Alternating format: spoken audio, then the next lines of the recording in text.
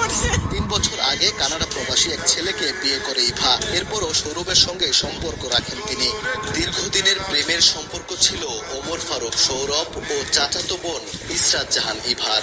ভালোবেসে গোপনে আবদ্ধ হয়েছিলেন বিয়ের বন্ধনেও। ঢাকায় গিয়েছিলেন ইভা। সৌরভের এক বন্ধুর বাসায় বিয়ের আনুষ্ঠানিকতা সারেন সৌরভ ইভা। ওই দিনই ইভা চলে আসেন ময়মনসিংহে। মেয়ে সবাই ইচ্ছা আসি বিয়ে করছিল। বিয়ে করার পরে মেয়ের বাসায় চলে গেছে। সৌরভ দিয়ে আসছে মেয়ের বান্ধবীর বাসা থেকে মেয়ে ময়মনসিংহ চলে আসে। সৌরভের বাসায় চলে যায়। সৌরভের পরিবার মেনে নিলেও মানেননি ইভার পরিবার। ডিভোর্স দিতেও চাপ দেয়া হয় সৌরভকে।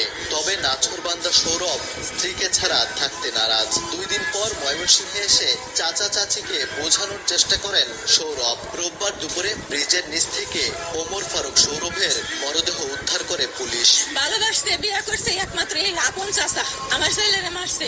যার জন্য ঘটেছে এত কিছু, সেই ইভা 3 বছর আগে কানাডা প্রবাসী এক ছেলেকে বিয়ে করে ইভা। এরপরও সৌরভের সঙ্গে সম্পর্ক রাখেন তিনি। 12 মে গোপনে বিয়েও করেন তারা। তবে পরিবার না মানায় প্রথম স্বামী আব্রাহামের কাছে কানাডায় চলে যান ইভা।